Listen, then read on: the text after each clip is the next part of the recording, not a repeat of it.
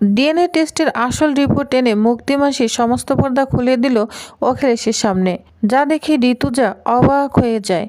তো ভিউয়ার্স, তাহলে আজকের আপডেটটি কেমন হতে চলেছে সম্পূর্ণ জানতে হলে পুরো আপডেটটি দেখতে থাকুন এবং চ্যানেলটি সাবস্ক্রাইব করে আমার পাশেই থাকুন। গল্পের শুরুতেই আমরা দেখতে পাবো, আরে বিহান, তুমি ওইখানে দাঁড়িয়ে দাঁড়িয়ে কি দেখছো? এখানে এসো, আমি কিন্তু বেগুন ভাজা চাপিয়ে দিয়েছি, এই দেখো। মা, তুমি না একদম টেনশন করো না, হাসছি মানে ভেবো না আমি হালকাভাবে নিয়েছি। এই বাড়িতে যারা অন্যায় করছে, যারা ঘুরপাক খাচ্ছে, ষড়যন্ত্র করছে, তাদের প্রত্যেকের হিসাব হবে, আর এখানেই হবে। যা শুনে ঋতুজা অবাক হয়ে যায়। কম্পাস তখন বলে, এখন সবাই যেতে পারো। মুক্তি তখন বাড়াবাড়ি করলে তখন ঋতুজা বলে, এখন যা মুক্তি এখান থেকে প্লিজ। তখন সবাই এখান থেকে চলে যায়। ঋতুজা তখন কম্পাস আর বিহানকে বলে, ঠিক আছে, তোমরা দুজন মিলে সতর্কভাবে রান্না করো, ঠিক আছে? এটা বলে ঋতুজা ওইখান থেকে চলে যায়। বিহান তখন কম্পাসের দিকে তাকিয়ে আছে। কম্পাস তখন বলে, কি দেখছেন? বিহান তখন বলে, তোমার কি মাথায় গন্ডগোল আছে কম্পাস?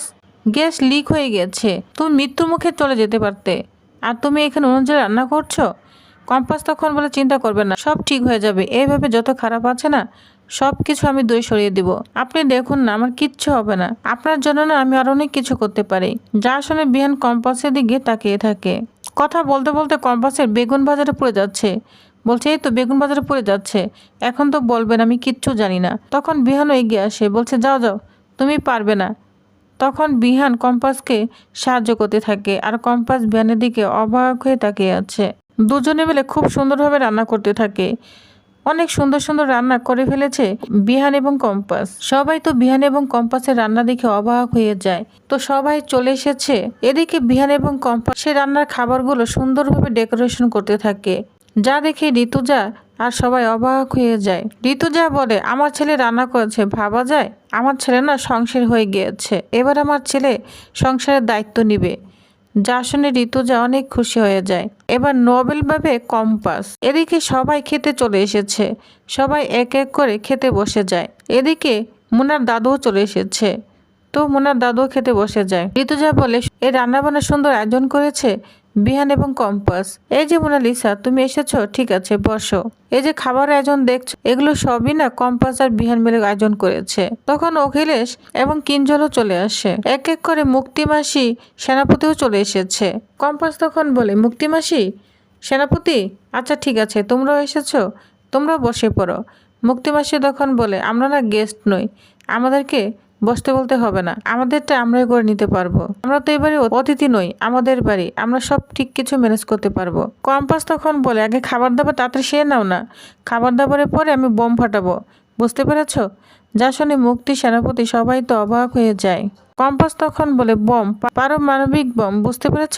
একটু ধাক্কা সামলাতে গেলে একটু বলতো চাই, বলো। মুক্তি তখন বলতে থাকে, মানে তুমি কি বলতে চাচ্ছ এসব? কম্পাস তখন বলে, দাঁড়াও বলছি। সুন্দর করে ডিনার আয়োজন করা হলো, গ্যাস লিক করা হলো, আমাকে মারার চেষ্টা করা হলো, একটা রহস্য তো রয়েছে, সেক্ষেত্রে আমারও তো একটা রিটার্ন গিফট দেওয়া দরকার, তাই না? যা শুনে মুক্তি মাসি আর সেনাপতি একটু অবাক হয়ে যায়। কম্পাস তখন বলে, ঠিক আছে, আগে তোমরা সবাই খাওয়া দাওয়া শেষ করো, তারপর সেই রিটার্ন গিফটটা আমি দিব। মোনালিসাও অনেকটা ভয় পেতে থাকে। কম্পাস তখন বলে, তাহলেই তো আজকের নাটকটা সম্পূর্ণ হবে। মুক্তি তখন বলে, কি ব্যাপার, কিছুই তো বুঝতে পারছি না। মুক্তি তখন কম্পাসকে বলে, আচ্ছা কম্পাস, তুমি এভাবে আমাদের দিকে কেন তাকিয়ে আছো? শোনো কম্পাস, তোমার এইসব ব্যাপারে কিন্তু আমরা কেউ কিচ্ছু জানি না। মোনালিসা তখন বলে, হ্যাঁ সত্যি আমরা কিছু জানি না বিহান, বিশ্বাস করো, আমরা কিচ্ছু করিনি। বিহান তখন বলে, ঠিক আছে, সেটা পরে দেখা যাবে, এখন পেট ভরে খেয়ে নাও তো, কোনো টেনশন করো না। সেনাপতি মুক্তিকে বলে, মা, কম্পাস কি প্ল্যান করছে, কিছুই তো বুঝতে পারছি না। মুক্তি তখন বলে, আমিও বুঝতে পারছি না। সেনাপতি বলে, প্রমাণ পায়নি তো, তাহলে এত কনফিডেন্স করে কি বলছে? মুক্তি তখন বলে, ভগবানই জানে, খেতে বস, এসব চিন্তা করার কোনো লাভ নেই, যা হবার সেটা দেখা যাবে। মুনা তখন মুক্তির পাশে এগিয়ে আসে। মুনা তখন মুক্তিকে বলে, মুক্তি মাসি, তুমি কিছু জানো কম্পাস কি করতে পারে? মুক্তি তখন বলে, না তো। মোনালিসা বলে, আমিও তো কিছু বুঝতে পারছি না। এদিকে অখিলেশ আর নিখিলও চলে এসেছে। ঋতুজা বলে, কি হলো অখিলেশ, তুমি এবার দাঁড়িয়ে রইলে কেন, বসে পড়ো না, খেয়ে দেখো তোমার ছেলের বউ কেমন রান্না করেছে। ঋতুজা তখন বলে, মুক্তি, তুইও বসে পড়, দাঁড়িয়ে থাকিস না এইভাবে, এত কল্পনা করে কোনো লাভ হবে না। যতক্ষণ না তোদের খাওয়া দাওয়া হচ্ছে ততক্ষণ অবধি কম্পাস কোনো রিটার্ন গিফট দিবে না, প্লিজ বসে পড়। তখন এক এক করে সবাই খেতে বসে পড়ে। এদিকে কম্পাস আর বিহান দুজনেই খুব সুন্দর করে খাবার দিতে থাকে, যা দেখে ঋতুজা অনেক খুশি হয়ে যায়। খাবার এত টেস্ট হয়েছে যে সবাই খাবার মন ভরেই খেতে থাকে, বলছে খুব ভালো হয়েছে খাবার। কম্পাস তখন বলে, সবাই পেট ভরে কেন খাচ্ছ? কেউ তো বলছো না খাবার কেমন হয়েছে। যারা কম্পাস আর বিহানকে ভালোবাসে তারা সবাই বলছে খুব খাবার ভালো হয়েছে। তখন মুক্তিও খেতে থাকে, কিন্তু মুক্তি কোনো কিছুই বলে না। এদিকে কম্পাস মোনালিসাকে জেলাস ফিল করানোর জন্য বিহানের হাতটা ধরে রাখে, যেটা দেখে মোনালিসা অনেক জ্বলতে থাকে। বিহানও মনে মনে অনেক খুশি হয়ে যায়। সেবন্তী তখন বলে, দিদিভাই বিহান আর কম্পাস এগুলো সব রান্না করেছে? ঋতুজা বলে, হ্যাঁ ওরাই তো করেছে। কম্পাস তখন বলে, কাকিমণি তুমি যাও না, ওনাদের সঙ্গে খেতে বসে পড়ো। তখন সেবন্তী খেতে বসে পড়ে। ঋতুজাকেও কম্পাস বলতে থাকে, যাও না মা, তুমিও খেতে বসে পড়ো। ঋতুজা বলে, না রে, এখন একটু পরে খাবো। এদিকে কম্পাস সবার খাওয়া দেখছে আর হাসছে। তাই যে আকাশ ভেঙে পড়বে সেটা দেখে মুক্তিমাসে একদম জ্ঞান হারাবে, সেটা একদম বুঝতে পারছে না।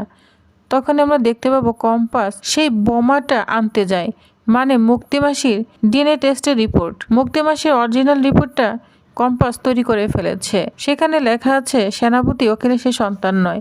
অরিজিনাল রিপোর্টটা হাতে পেয়েছে কম্পাস। তখন এখানে ঋতুজা চলে আসে, বলছে, কম্পাস যা করছিস সবটা ভেবেচিন্তে করছিস তো? কোথাও কোনো গন্ডগোল হবে না তো? কম্পাস বল, রাখো তো মা, এই টেস্ট পেপারগুলো না রিচার্জ করে আনা হয়েছে। যখন আমি বাড়ির সবার সামনে দেখাবো তখন মুক্তিমাসির মাথা খারাপ হয়ে যাবে। ঋতুজা বলে, না না, জানিস তো আমার না খুব টেনশন হচ্ছে কম্পাস, তুই কি করতে যাচ্ছিস? কম্পাস তখন বলে, মা মুক্তিমাসি তোমাকে অপমান করেছে, তোমাকে তাড়ানোর চেষ্টা করেছে, এই বাড়ির মালকিন হওয়ার চেষ্টা করছে, এটা তো মেনে নেওয়া যায় না। অখিলেশ স্যার বাড়ি, কলেজ সবকিছু তোমার অধিকার রয়েছে, এই সব কিছুর সঙ্গে তুমি জড়িত রয়েছ। অখিলেশ স্যারের সাফল্য মানে ওনার একা সাফল্য নয়, এর পিছনে তোমার সাফল্য রয়েছে মা, অবদান আছে। মুক্তিমাস এসবের মধ্যে কোথাও কখনোই ছিল না, এখন সে সাফল্যে ভাগ বসে আসবে, এটা তো হতে পারে না। মুক্তিবাসী সব খেল খতম। যা শুনে ঋতুজা অনেক খুশি হয়ে যায়, বলছে, মা তুমি ভয় পেও না, এসো আমার সঙ্গে এসো। তখন কম্পাস ঋতুজাকে নিয়ে সবার সামনে চলে যায়। এদিকে মুনার দাদু মুনাকে বলছে, কি করছিস তুই? এতদিন ধরে এখানে আছিস, কিছুই তো করতে পারছিস না। এখন তো দেখছি বিহান এবং কম্পাস দুজনে এক হতে চলেছে। এভাবে ওরা দুজন এক হতে থাকলে ওদেরকে না কখনোই আলাদা করা যাবে না। আর খাবারগুলো দেখছিস কি সুন্দর টেস্ট করে রান্না করেছে। কি করলি তুই এতদিন থেকে? কোনো কিছুই তো করতে পারি না। মুনা তখন বলে, দাদু আমি অনেক চেষ্টা করেছি, এই যে রান্না বান্না সব খারাপ করে দেওয়ার চেষ্টা করেছি, কিন্তু পারিনি দাদু। কম্পাস না প্রচন্ড সতর্ক হয়ে গিয়েছিল, রান্না বান্না কমপ্লিট করে একদম বাইরে তালা দিয়ে চলে গিয়েছিল যাতে রান্নাঘরে কেউ ঢুকতে না পারে। দাদু তখন বলে, লাভটা কি হলো? যে কম্পাস আর বিহান একে অপরকে ভালোবাসে, এটাই তো দাঁড়ালো। এদিকে বিহান শুধু কম্পাসকে খুঁজে বেড়াচ্ছে, বলছে কম্পাস কোথায় গেল? তখন কাকিমণি বলে, দাঁড়া আমি খুঁজে আনি। বিহান বলে, না না, তুমি খেতে বসেছো, খাও, আমি কম্পাসকে ডেকে আনবো। তখন বিহান কম্পাসকে ডাকতে যায়, তখন ওইখানে ঋতুজার কম্পাস চলে আসে। কম্পাস তখন বলে, বাবা। কম্পাস তখন বলে, এই তো আমি এসেছি। বাবা আমাকে পুরো চোখে হারাচ্ছে, দেখেছো মা? তোমার ছেলে না আমাকে পুরো চোখে হারাচ্ছে। আসলে খাওয়া দাওয়া শেষ হলেই তো রিটার্ন গিফট দেওয়া লাগবে, এজন্য আমি সেই রিটার্ন গিফটটা আনতে গিয়েছিলাম। যা দেখে মুক্তিমাসি আর মোনালিসা অবাক হয়ে তাকিয়ে আছে। কম্পাসের হাতে একটা রিপোর্ট, সেই রিপোর্টটা এক জায়গায় রেখে দেয় কম্পাস, যেটা দেখে মুক্তি আর মোনালিসা অনেক ভয় পেতে থাকে। এদিকে ঋতুজা তো অনেক খুশি হয়ে যায়। তো ভিউয়ার্স, তাহলে আপনাদের কি মনে হয় এবার কম্পাস আর ঋতুজা মিলে মুক্তিমাসির সমস্ত পর্দাকে খুলে দিতে পারবে অখিলেশের সামনে? যে সেনাপতি অখিলেশের সন্তান নয়, তো কি হতে চলেছে নেক্সট আপডেটে জানতে অবশ্যই আমার সাথেই থাকুন। ধন্যবাদ।